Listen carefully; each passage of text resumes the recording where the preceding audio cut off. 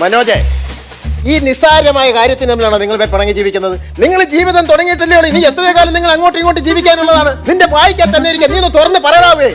അല്ല, ഞാൻ പറയുന്നത് കാര്യമുണ്ടെന്ന് എനിക്കറിയാം. പറ രമണി, രമണി, എന്താണ് പ്രശ്നം? നിങ്ങളുടെ ജീവിതത്തിൽ ഇപ്പൊ ഉണ്ടായ പ്രശ്നം എന്താണെന്ന് അമ്മാവനോട് പറ. അല്ല അമ്മാവ, അതാണ് പറയുന്നതിലാണ് കാര്യം. എനിക്കറിയാം അവളെങ്ങനെ ആവശ്യമില്ലാത്ത കാര്യങ്ങൾ പറയത്തില്ല. അവളൊരു ഉത്തരവാദിത്തമുള്ളൊരു പെണ്ണ, എനിക്കറിയാം. നീ കാര്യം പറ, എന്താണ് ഇപ്പൊ നിങ്ങളുടെ പ്രശ്നം? അതെനിക്കറിയാം, നിന്റെ കയ്യിലാണ് പ്രശ്നം, എനിക്കറിയാം. പക്ഷെ രമണി കുറേയൊക്കെ അഡ്ജസ്റ്റ് ചെയ്ത് നീ പോകണ്ടേ? നിന്റെ കയ്യിൽ ഇരിപ്പുണ്ടല്ലോ ഇങ്ങനെയൊക്കെ കുറെയൊക്കെ സംഭവിക്കുന്നത്. നീ എന്തൊന്നും മിണ്ടാതിരിക്കുന്നത്? അവള് പറയുന്നതിനാണ് കാര്യം. എടാ, നിന്റെ വായിക്കകത്ത് പഴം പുഴുങ്ങി വെച്ചിരിക്കുകയാണോ? നീ എന്നെ ഒന്ന് തുറന്ന് പറയാവേ.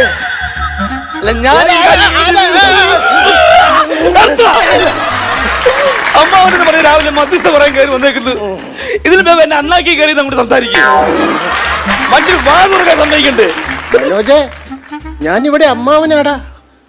നിനക്കറിയാമോ, ഈ നാട്ടിൽ എന്ത് പ്രശ്നമുണ്ടായാലും വീട് വീടാന്തരം കയറി ഇറങ്ങി അവിടുത്തെ പ്രശ്നങ്ങൾ മുഴുവൻ പരിഹരിക്കുന്ന ഒരാളാണ് ഞാൻ. പാതിരാത്രിയുള്ള നിങ്ങൾ വീട് വീടാന്തരം കയറി ഇറക്കുമെന്ന് നിർത്തിയാൽ ഈ ഏരിയയിൽ ഒരു പ്രശ്നവും അറിയോ? ഇപ്പൊ ഇവിടെ എന്താ പ്രശ്നം? വഴക്കാണെന്ന്. ഏത് സമയം ഇവള് വഴക്കാണ്. എനിക്ക് ഇവളോട്ട് പൊരുത്തപ്പെട്ട് ജീവിക്കാൻ പറ്റില്ല. നീ ഒരു കാര്യം മനസ്സിലാക്കണം. അവള് സംസാരിക്കുമ്പോ നീ സംസാരിക്കരുത്, നീ സംസാരിക്കുമ്പോ അവള് സംസാരിക്കരുത്. കാരണവന്മാര് പറഞ്ഞിട്ടില്ലേ, രണ്ട് കൈ കൂട്ടിയടിക്കുമ്പോഴേ ശബ്ദം കേൾക്കുള്ളൂ. അല്ല, ഒറ്റ കൈ അടിച്ചാലും ഞാൻ കേൾക്കും. ഒരു കൈ അടിച്ചാൽ ശബ്ദം കേൾക്കത്തില്ല. കൈ അടിച്ചാലും കേൾക്കും. ഒരു കൈ അടിച്ചാൽ ശബ്ദം കേൾക്കത്തില്ല. കേൾക്കത്തില്ലെന്ന്. ശബ്ദം കേട്ടോ? കേട്ടു. എത്ര കൈ എടുത്തു? ഒരു കൈ. ശബ്ദം കേട്ടല്ലോ? കേട്ടു. അതാണ് ഒറ്റ കൈ അടിച്ചാൽ ശബ്ദം കേൾക്കും പറഞ്ഞു. പക്ഷെ ഇത് വേറെ ആരും കേട്ടില്ലല്ലോ. നാട്ടുകാർ കേട്ടില്ല, കുഴപ്പമില്ല. പിന്നെ കുഴപ്പമില്ല. അവൻ പറയുന്ന കാര്യമുണ്ട്. എന്താണ് പ്രശ്നം? അമ്മാവ, സംശയം തന്നെയാണ് പ്രശ്നം. ഇവളുടെ സംശയം എന്ന് പറഞ്ഞാൽ എനിക്ക് മറ്റു സ്ത്രീകളുമായിട്ട് ബന്ധമുണ്ടെന്നുള്ളതാണ് അവളുടെ സംശയം. ശരി, സൗന്ദര്യം കൂടിപ്പോയെന്ന് പറയാം. ഞാൻ അങ്ങനെ നടക്കുന്നവനാണോ? സൗന്ദര്യം കൂടിയെന്ന് പറഞ്ഞാൽ ഞാൻ അങ്ങനെ നടക്കുന്നവനാണോ എന്ന്. എന്റെ അമ്മാവ ഇങ്ങോട്ട് വന്നേ. പാതിരാത്രി ആവുമ്പോൾ നമ്മൾ ആഹാരമൊക്കെ കഴിച്ചിട്ട് ഒന്ന് മുറി അടച്ച് കിടക്കും. രാത്രി 1 മണി 1:30 മണിയൊക്കെ ആവുമ്പം പിന്നെ ഇങ്ങോട്ട് കോളാ. നിങ്ങളുടെ ആവക കാര്യങ്ങളൊക്കെ പറയാതെ നിങ്ങളുടെ ഫോൺ കോൾ ആണെന്ന് അവള് പറഞ്ഞു. പാതിരാത്രി 12 മണിക്ക് നീ ആരെയാണ് മനോജ ഈ ഫോൺ വിളിക്കുന്നത്?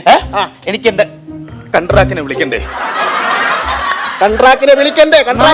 പണിയുണ്ടോ എന്ന് അന്വേഷിക്കണം. ഇവക്ക് ഉരുട്ടി വിഴുങ്ങാൻ ഞാൻ ഉണ്ടാക്കി കൊടുക്കണ്ടേ? അതിനൊക്കെ വിളിക്കുന്ന ഫോൺ ചെയ്യുന്നതാണോ തെറ്റ്?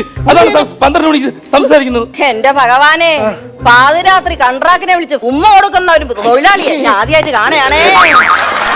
കൺട്രാക്ടിന് ഉമ്മ കൊടുക്കുന്നില്ല. കൺട്രാക്ട് ഒരു ഒന്നിന്റെ വിളിച്ചു ചോദിക്കും. അപ്പൊ നാളെ ചട്ടി വേണം, വേണ്ട. അതുകൊണ്ട് മണ്ണിറക്കണം, വേണ്ട. ലോഡ് കട്ടയുണ്ടോ, വേണ്ട. ഇതിനാണ് അവള് എന്ന് ഉദ്ദേശിക്കുന്നത്. പറഞ്ഞൊപ്പിച്ച് എനിക്ക് ഇത്തിരി വിവരവും വിദ്യാഭ്യാസം ഒക്കെ കൂടിപ്പോയി. കിട്ടോ? എന്നെ പോലെ വിവരവും വിദ്യാഭ്യാസം ഉള്ള ഒരു പെണ്ണിനെ നിങ്ങൾക്ക് കിട്ടുമെന്ന്. ലോകത്തിൽ ഏത് സ്ത്രീ ചോദിച്ചാലും കൃത്യമായിട്ട് ആൻസർ പറയും. ആ ഒരു ഒറ്റ ചോദ്യം ഞാൻ ചോദിക്കാം. അപ്പൊ ഇവിടെ വിവരം എന്താണെന്ന് നമുക്ക് അറിയാൻ പറ്റും. ഒരു സ്ത്രീക്ക് അന്യപുരുഷനിൽ കളങ്കപ്പെടാതെ കാത്തു സൂക്ഷിക്കേണ്ട സംഭവം എന്താണ്? കളങ്കമൊന്നും കേട്ടിട്ടില്ലല്ലേ?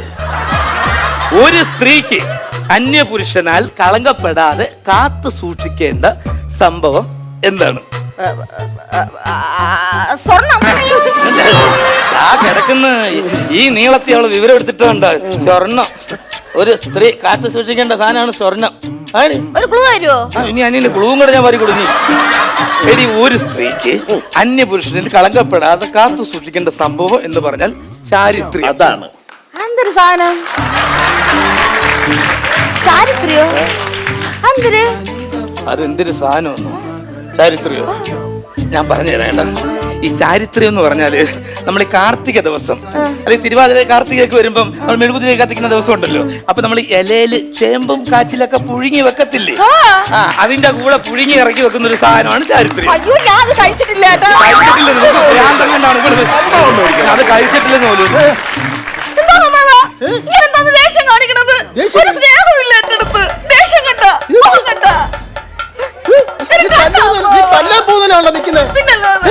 എത്ര സ്നേഹിച്ചാലും സ്നേഹമില്ലെന്നേ പറയും. എനിക്കത് ഓർക്കുമ്പോൾ കഴിഞ്ഞ ആഴ്ച പണിയില്ല. അമ്മാവൻ കേൾക്കണം, പണിയില്ല. ഞാൻ വരുന്ന വഴിക്ക് ഒരുത്തർ എന്റെ മുഖത്ത് പോയി ചോദിക്കുന്നു, നിനക്ക് പെണ്ണുമ്പിള്ള നിന്റെ ഭാര്യയും കുഞ്ഞിനെ നോക്കാൻ പറ്റത്തില്ലെങ്കിൽ എന്റെ വീട്ടിൽ കൊണ്ട് ആക്കിടാന്ന് ഒരുത്തർ എന്റെ മുഖത്ത് പോയി ചോദിച്ചു. കേട്ടോണ്ട് വന്നോ ഞാൻ? ഇല്ല. അടിച്ച് ഇല്ലാതാക്കി നാട് ചവിട്ടി അടിച്ച് ഓടയിലെടുത്ത് എറിഞ്ഞു കൊല്ലണവനെ. സ്നേഹമില്ലെന്ന് പറയരുത്. ഇങ്ങനെയൊക്കെ സംഭവം ഉണ്ടായിരുന്നു. പിന്നെ പോട്ടെ ചേട്ടാ.